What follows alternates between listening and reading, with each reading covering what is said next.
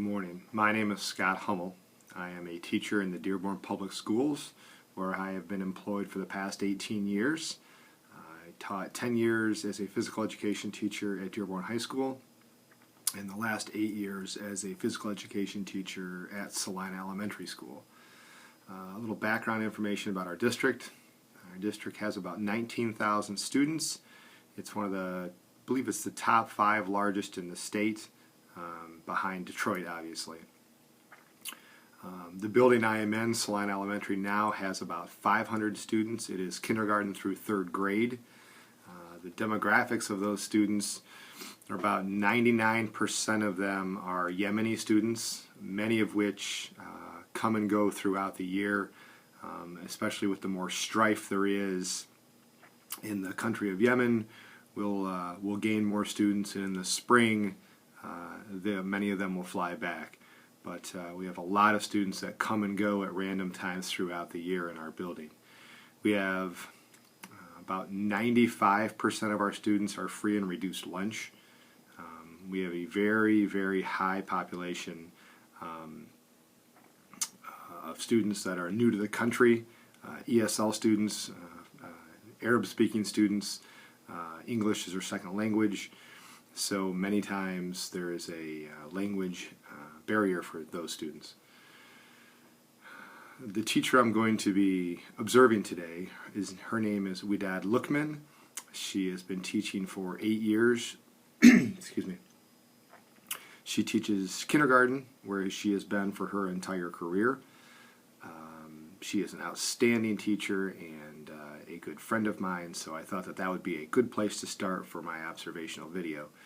She is going for her doctorate in administration as well, and so she and I have been working on things together throughout her progress and my progress, kind of working together to see what we can get from each other and how we can help each other.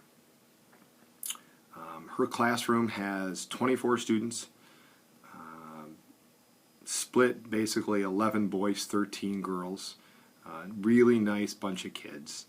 There is one autistic boy in there, so it's possible as the video is rolling and I am observing, he may come back kind of behind where I am. I'll do my best to keep him out of the video. It's also very possible that you'll see a bunch of arms around me, as the children in this culture are very loving. They love to hug, they love to touch, they love to give 5. And so anytime I'm around, I'm one of 2 men in the building. So anytime I'm in the area, the kids always want some sort of attention. So we'll do our best to keep them out of the video, but if you see me constantly fist bumping or hugging or whatever, that would be why. Now, in the observation, what I'm going to be looking for, we're going to be looking for learning differences within the students. So how one student learns compared to how another student learns compared to another student. I know for myself, excuse me, I know for myself I'm very much a visual learner and a tactile learner. I don't enjoy reading all that much. I don't learn anything from reading. I need to see it to learn. And so we're going to look at the differences between these students today and see what it is they need. As Widad goes through her lesson, what is she providing that these kids can get, so it's not just one specific way of teaching it. We're going to also look at multicultural awareness. Now in our building it's going to be a little bit different because so many kids are of the same background. There's not a whole lot of multicultural aspects of the classroom other than that they're all Yemeni. But what we will look for is seeing whether or not Widad gives ideas or observations or concepts from things that wouldn't necessarily relate to these kids. Maybe they're from another culture, talking about the United States, talking about how things are done here. We're going to see if she focuses on things such as that. We'll also look at gender sensitivity, and does she treat the boys the same as the girls? Does she treat them differently? If so, why? If so, how? We're going to really focus on making sure or seeing that that she doesn't cater to one side or the other, that she's not constantly calling on girls for answers and not calling on the boys, or constantly asking boys to do things and not asking the girls. We're going to see if things are similar in that aspect. Ethnic appreciation, we're going to look to see that she appreciates all ethnicities, white, Middle Eastern, black, yellow, green, doesn't matter. We're going to look to see that she does that. And I can tell you before the observation, I don't know of another person in the world that has more appreciation for other cultures and other other ethnicities than the woman I'm about to observe. This woman is phenomenal when it comes to appreciating culture, appreciating people. She's unbelievable. But we're going to check that out. We're also going to look at strengths and weaknesses she has. What is it she does during her teaching that is really good, that is really helpful for the kids, and what might she do that could use a little work. I chose Widad because A, she's a friend of mine, B, obviously a time I can do it fits into her schedule, but C, I chose her because she's so good at what she does and so good at getting the best out of these students. While we're going to look for weaknesses, we're going to look for strengths, I really think that this is going to be a good way to start for myself as an observation to really see someone that does such a great job. Look at the strengths, but then try to find weaknesses too. Sometimes it's hard to find a weakness in a friend or a weakness in someone that you think is really good. That's one of the reasons I chose her. And then when she's done, I'll sit down with her and ask her what she thinks her strengths and weaknesses are and see if those line up with what I observed. So we're going to have a 25 to 30 minute observational video, and then we'll sum it up after that. Oh, you know what? I'm so glad that you told me that, because I have a book specific. I was talking to Abdurrahman and he said for me, shut up. Are those kind words? No. No. And you know what they do? They hurt my heart. And when my heart hurts, I don't know what to do. I don't know what to do about it. Just makes me want to cry, curl up in a corner. Yeah.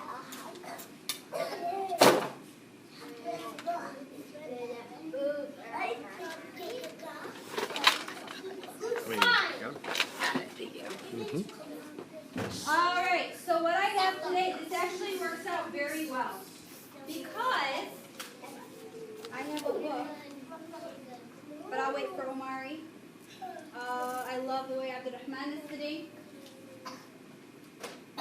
Love the way Esma is sitting, but I'll still wait for Omari. I'll wait for you to show me that you're ready.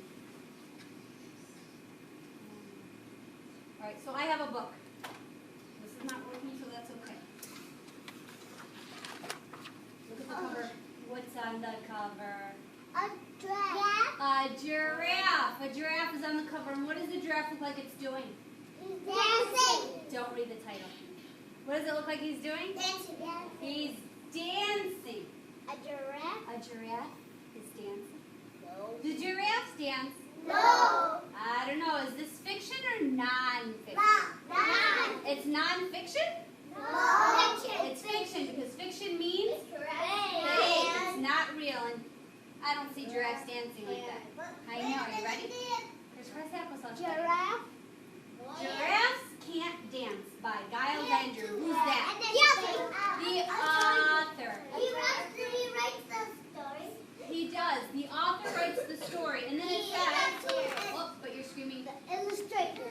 The illustrator is Guy Parker, and Zachariah. No, you said it's Zachariah's turn. Zachariah. What does the illustrator do? He writes the story. The illustrator? The Zachariah.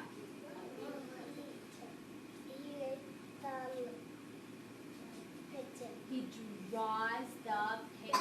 Good for you. All right, are you ready? Are you ready, Saham? Show me you're ready.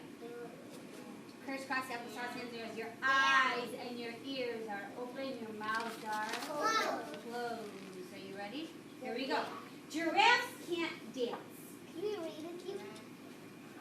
You can read it with me later. Giraffes can't dance. Ready? Gerald was a tall giraffe whose neck was long and slim, but his knees were awfully crooked and his legs were rather thin.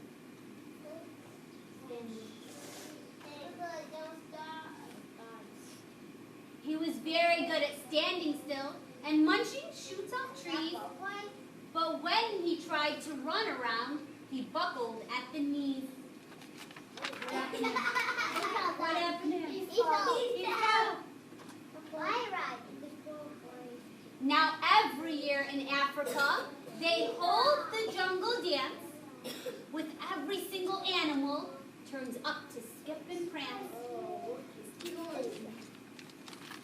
And this year when the day arrived, poor Gerald felt so sad because when it came to dancing, he was really very bad. Was he a good dancer? No, just that. At the spoon. The warthog started waltzing, and the rhinos rock and rolled. The lions danced a tango that was elegant and bold. Are they all dancing? Yeah, look at them, they're all dancing. The chimps all did a cha-cha with a very Latin feel, How about monkey? and 8 baboons then teamed up for a splendid Scottish reel. You're right, with the words what? They rhyme.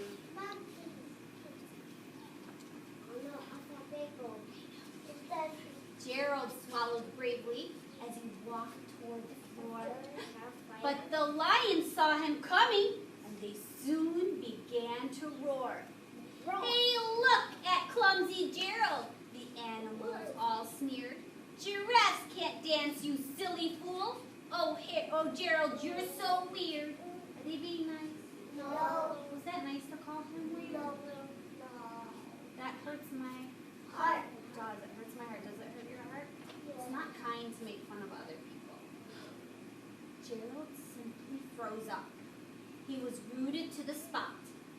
They're right, he thought. I'm useless. Oh, I feel like such a clock. So he crept off the dance floor and started walking home.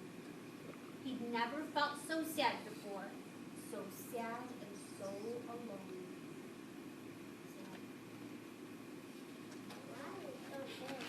Then he found a little clearing and he looked up at the sky. The moon can be so beautiful. He whispered with a sigh.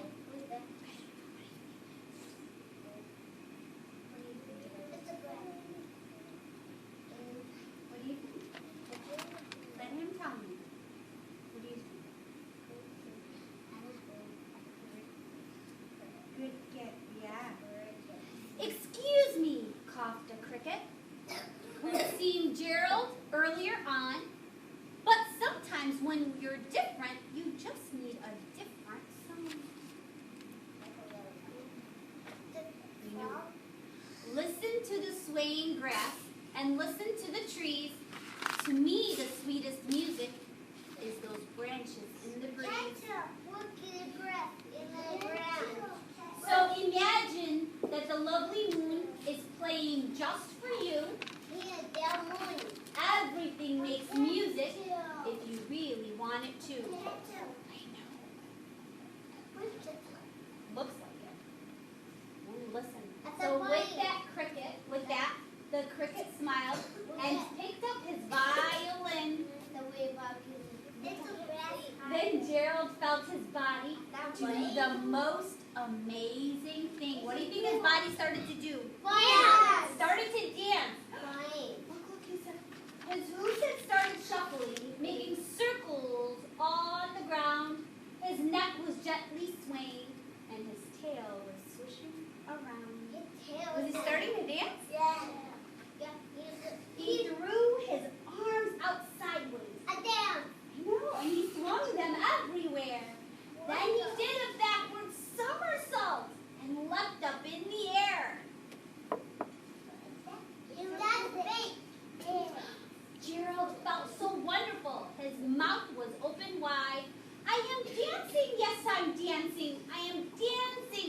Gerald cried. Look at all the animals looking at him. Then one by one, each animal who'd been there at the dance arrived when Gerald boogied on and watched him quite entranced. They shouted, "It's a miracle! We must be in a dream! Gerald's the best dancer that we've ever seen." How did you learn to dance like that? Please, Gerald, tell us how. But Gerald simply twirled around and finished what they thought.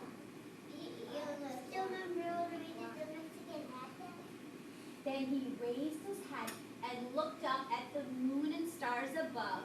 "We all can dance," he said, "when we find music that we love." And thumbs up if you like that story. Thumbs to the side if you didn't care for it so much. I'm giving it 2 thumbs up because I love it. You know why I love that story? Because it reminds us to be what? Dancing. Dancing? Well, you know what? We love dancing, and we are going to in a minute. But it reminds us that we have to be what to other people? We have to be nice to other people. And responsible with our words. Remember, our words are our responsibility. Our hands are our responsibility. Would it be nice if I walked up and I said, "Oh, Muhammad, you can't dance"? No. What if I walked up and I said, "Oh, Yusuf, you don't know how to dance"? You have to be kind. You have to be kind and you have to be courteous, right? And the animals learn that the giraffes can dance too, right? Thank you for raising your hand, Muhammad. What's up? You have 2 things? Share them with me, please. That kid, he said to me, "You can't play basketball." And what did you say? I said, "Yes, I can." Yeah. You used your words, right? You can. You stood up for yourself? High five in the air. Butt up.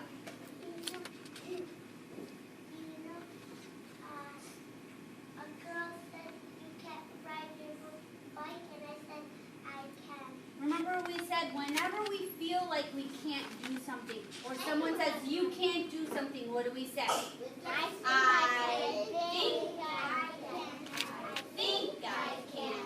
think I can, so I will. Very good.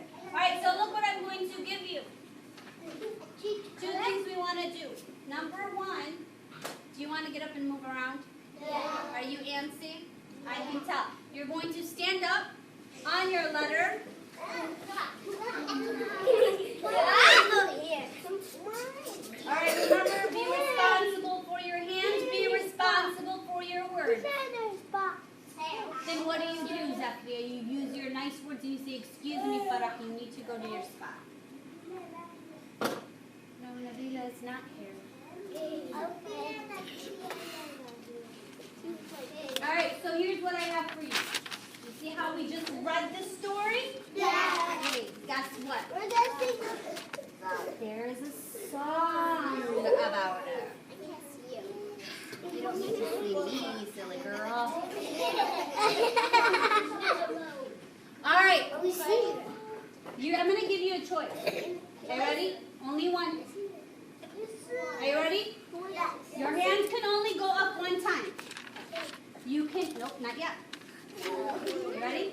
If you want to hear the story, the song for the giraffes can dance right now, you'll put 1 hand up. Okay? 1. But if you want to hear your favorite song, Family, you put 2 hands up. Which one do you want? I want 2 and 1. 1, 2, 3, 4, 5, 6. I knew it. So do you want to hear this one later? Yeah. All right. Yeah. Get your wiggles out. Get the wiggles. Tonight and tomorrow, it's the books. I would have watched that one. Yeah? Yeah. Get the wiggles out. We are the As an ordinary family club, what name of taking on a green up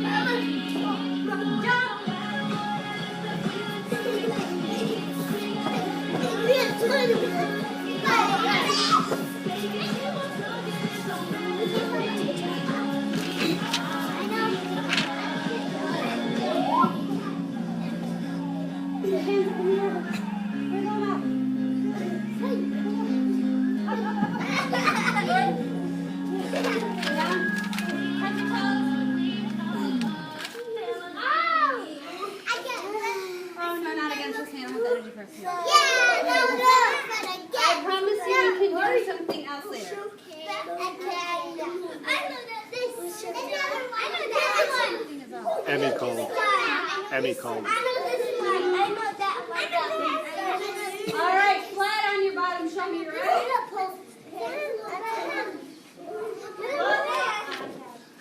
Hi, friends. Samir, kiss your brain. You are ready. Esma, kiss your brain. You are ready. Oh, that was good. Ready? Yoga. I can't sit on the floor today, but ready? Crisscross applesauce. Breathe in from your nose. Really deep. Close your eyes. 10 times, right?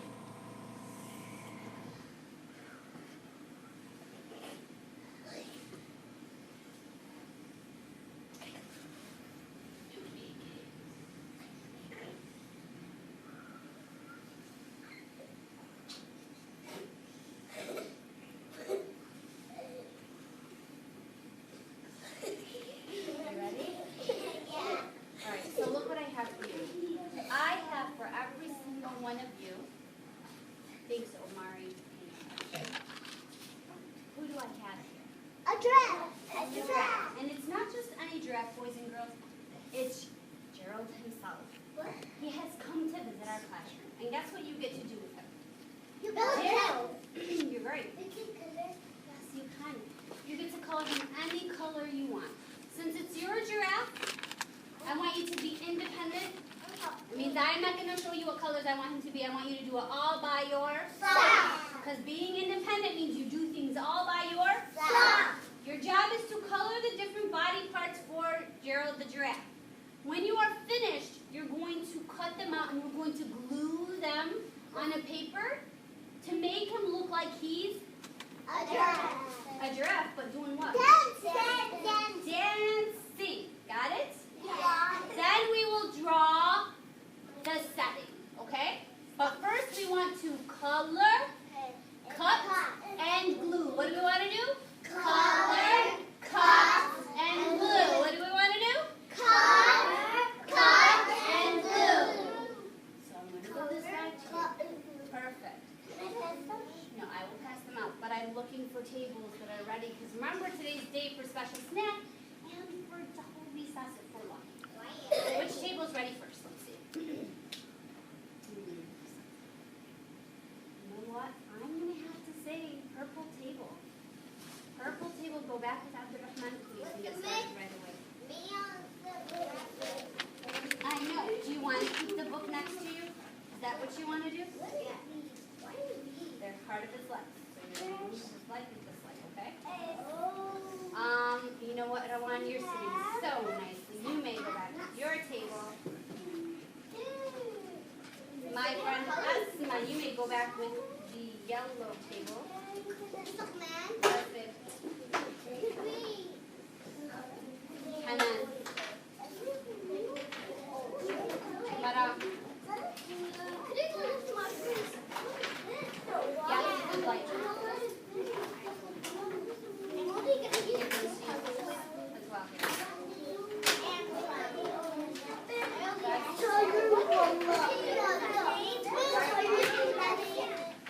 Yeah, you can, but you're going to cut it out in a second.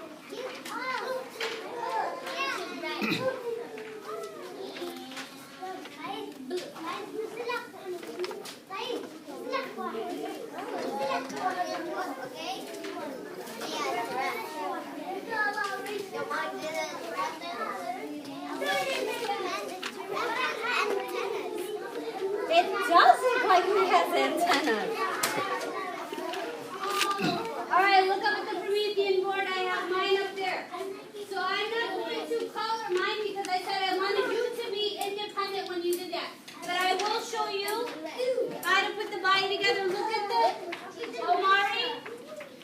Look at the labels. What do they have on this paper? Labels. This over here says body. What does it say? Body. So this is the Body. This over here says tail. So what is this? Tail. The tail. This over here says Head. head. So you're going to take the different body parts. Over here says legs.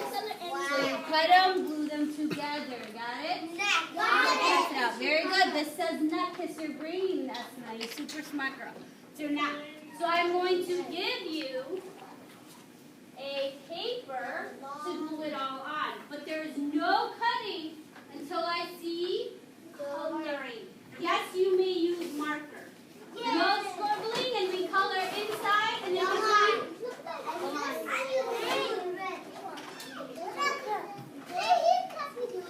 It's okay. Remember, stay in between the lines. Good job. Madam, how about you help him? Okay? When you see him doing something else, help him.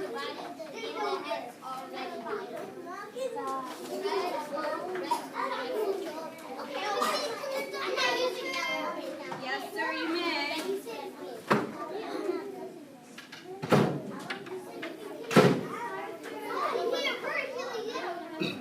Use it. My friend, use it. Look, you can use my number here if you want to color it the same way or even color it something different. Very nice one. Okay, look what I'm going to put. Your paper? I'm going to put it on the letter. Oh, I know what I'm going to do. I'm going to put it on G.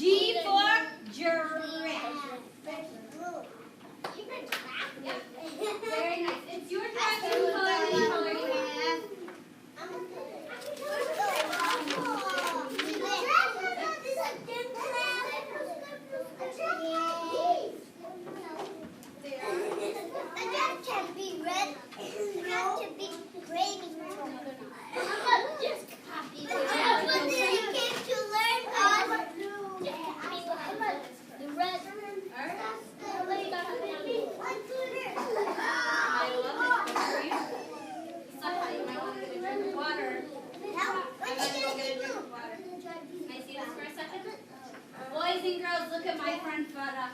Look at our friend Fada. She's copying me. No, she's doing this on her own, but it looks a lot like yours, doesn't it? Beautiful. Just means great minds think alike. Oh, and look at my friend Samir. Look at our friend Samir. Beautiful. It's your draft. You can look any way you want him to look. Just remember to color in between the lines. Very nice.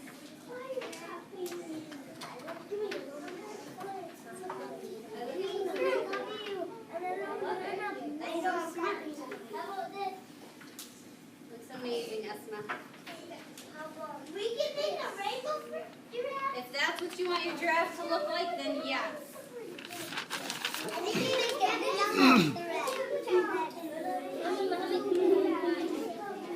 I'm making a sister giraffe. I'm doing the glasses for the mask. I'm doing the glasses for the That was really good, Amari. I'm doing the glasses for the back.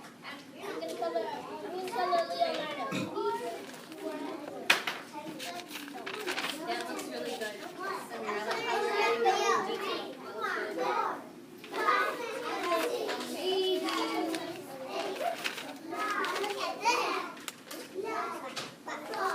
Keep going. Keep going. Chocolate and a half. Beautiful. I love the way my blue table's working. You know what? That said, I think I need to ship you all off to college. I'm done teaching you kindergarten. Why not? You're too smart for kindergarten. I should just send you off to college. Are you ready to go to college? Yeah. Welcome back. This is the reflection portion of my first video, and it will be my second time now using the Gibbs reflective cycle, so bear with me. Looking at what happened throughout the class, I took 3 pages of notes. As when I spoke with my administrator, she said taking as many notes as possible is the best way to correctly account what happened. And when you go back and look at it, lots of times as an administrator, you don't get back and go through your notes right away or write the evaluation right away. So she said when you do an observation, take as many notes as you can, because it may be a day or two before you can sit down and write up your evaluation about that observation. So I took 3 pages of notes on what I saw, and our reflection of the observation will be from those notes. So what I saw was a kindergarten class, and again, the teacher's name was Widad Lukman. There were a couple kids absent. The lesson that they got, they all convened on the carpet area, which is in the front of their room. And there is all the letters of the alphabet on that carpet. Each one sits on their own specific letter. That way they're not able to touch, grab, pull each other. The teacher talked with them for a minute about what they were going to do. Then she read the book Giraffes Can't Dance. And then they got up. They actually danced to a song. And then the ending portion of that lesson was they had an art project and a building project of coloring the parts of the giraffe, cutting those out, and then putting them together to make the giraffe. The teacher that I observed is huge into STEAM education, and so most of the lessons that she does has some sort of engineering or building, excuse me, or math or art, and this was no exception. It had the building component, if you will, of cutting the things out and putting them together, as well as the art component. I sat at her desk, which is kind of off in the corner, and the carpet was directly out in front of me. The kids were all sitting on the floor, and I'm sure a few times throughout the video you can see me waving at the kids or smiling or laughing. I really enjoyed watching the kids through a lesson. It was the first time I've ever actually sat through a lesson and watched them.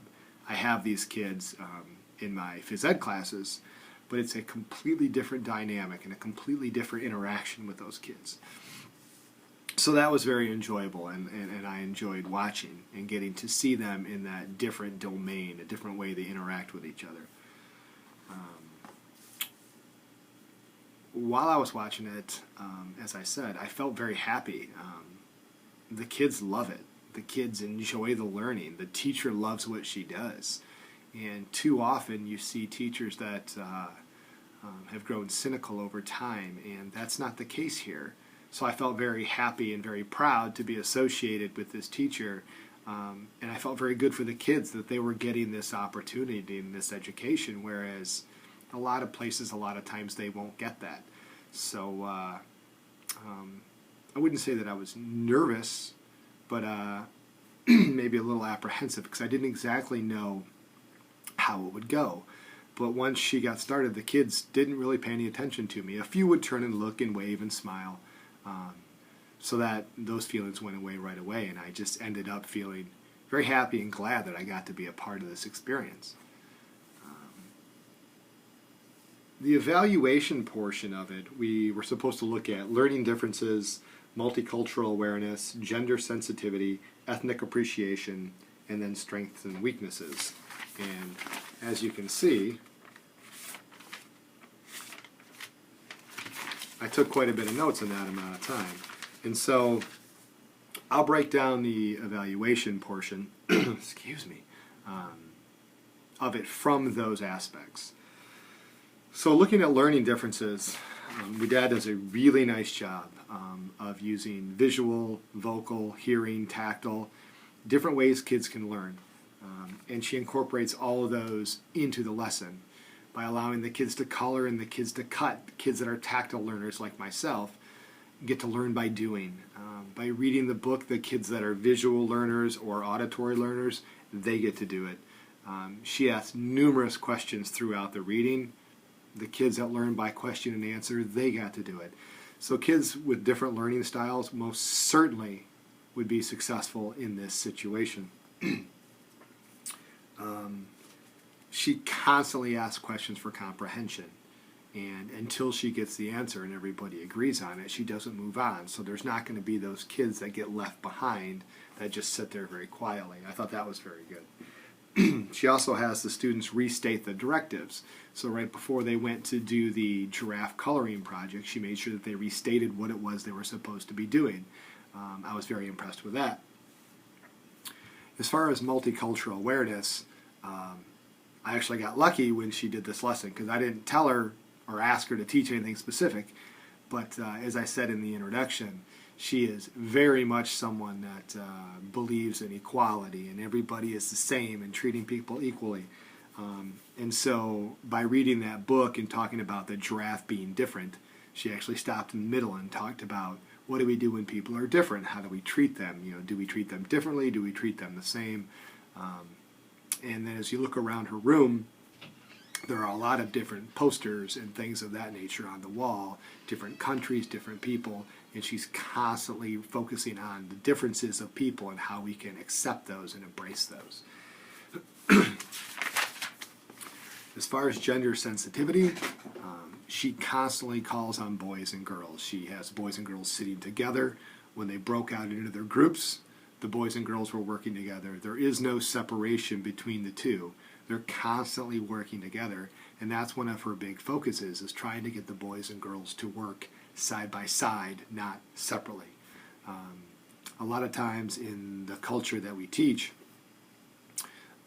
the kids will self-segregate themselves by boys and girls, because a lot of our families are very old school, if you will, and the men are on one side of things and the women are on excuse me, the women are on the other side of things. And a lot of the teachers in this building, and most certainly Widad, who I just observed, go out of their way to make sure that everybody knows that everybody's equal here, and this isn't the guys over here and the girls over here. So that was very nice to see.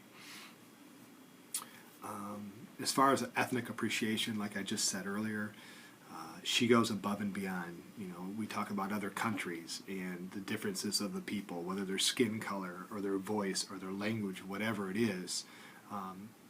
She explains that, and she talks about that, and they celebrate that in their classroom. And her kids know that if there's a new kid that comes through that door, or if a new friend walks through the door, whatever, they fit right in. There is no difference. It may be, you know, a white kid or a black kid or a Mexican kid, whatever it may be, it doesn't matter. When they come in, that kid is a friend, truly, and that's how they're treated. As far as the strengths and weaknesses, I have a ton of strengths for Wadad. I thought she was outstanding at asking questions for comprehension of the kids, and didn't move on until the kids understood the answer and where they were going with it. There's an autistic boy in this class, and he's always up front, and she's always, while she's reading, she's constantly reaching down, and he's got his hand up, and she's constantly touching his hand, and that's how he functions. And you couldn't have a more perfect fit for that child than to be with her. Without distracting the rest of the class, she simply touches him or focuses on him while still reading to everybody else. And it may not be noticed by any of the students, but it was noticed by me, and I thought that was really cool.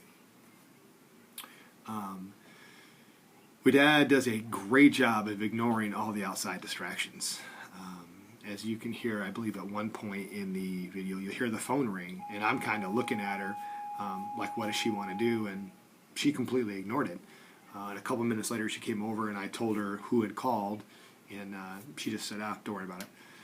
So when she's in a lesson, those kids come first. Now, sometimes, obviously, if there's an issue arises, she may take care of it. But in this lesson, her kids are number one. And a lot of times in education, I don't think that's the case, and I was very impressed by that.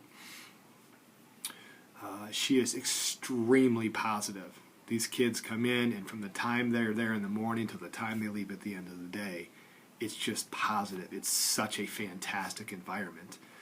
I don't live in the district that we teach in, but if I did, I would most certainly want my kids in her class. It is just a great environment for kids to flourish. Another thing I noticed was her kids are moving about and dancing. That was one of the things they did, was a brain break. They read the book, they were getting antsy, they stood up, they danced. She brought them right back down, focused them right back in, and then they broke out into groups to do their art assignment.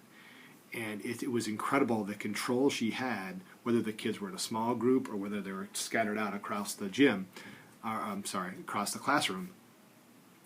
She did a phenomenal job, and when she speaks, they listen. And this is kindergarten we're talking about, and that's saying a lot, because sometimes kindergarten, when they get doing their own thing, it's like herding cats. But I was very impressed by that. As far as weaknesses, there was only one weakness I found that I thought was a weakness. And when they were dancing, there was one boy kind of on the side nearest to me, while everybody else was jumping around and dancing. He just kind of stood there, and he smiled, but I don't know if he's embarrassed or what. And maybe she's already spoken to him, I don't know.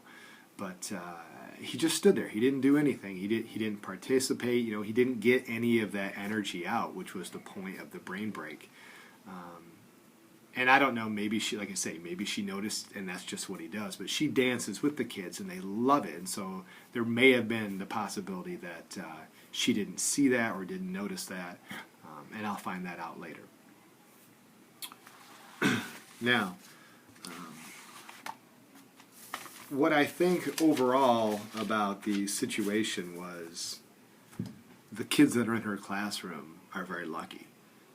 They're lucky to have a great teacher. They're lucky to have someone that understands the differences between boys and girls, ethnicities, whatever, but celebrates those. She doesn't point those out. Well, she points them out, but we celebrate them as differences.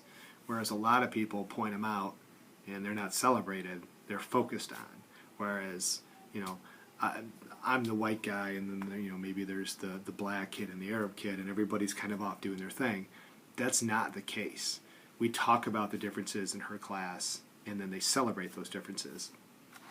And I think that is that's fantastic. The kids love what they're doing. The kids love her. And just looking around the room, and you can see all of the student artwork and all the things on the walls that they have done, and all the time and effort and energy spent on these projects. It's incredible. And if you look around my office, I have Miguel Cabrera and a ton of Michigan State stuff on my wall. Now, granted, I teach phys ed, so the people walk into my office and all they see is Michigan State stuff. But if you saw her walls, it is incredible. The kids do phenomenal work, and she is the ringleader of that. In conclusion, according to the Gibbs reflective cycle, at this point, we're going to focus on all the beginning stages and what we got and what did we get out of this experience. And what I got out of this experience was I knew Dad was a good teacher, and that's why I chose her. I knew that the kids liked her. But what I got out of it was watching those kids in a setting that's not the gym and being able to see kindergarten really focus in on what it is they're doing was cool to me. When they come to the gym, it's a different setting. They're running, they're playing, they're having fun. They'll sit and listen to me for a couple minutes, but once we get going, it's just a different nature. And so having the ability to sit in on this observation was neat for me because I personally got to see a different side of these kids, and I really appreciated that. What would I do differently as far as the observation?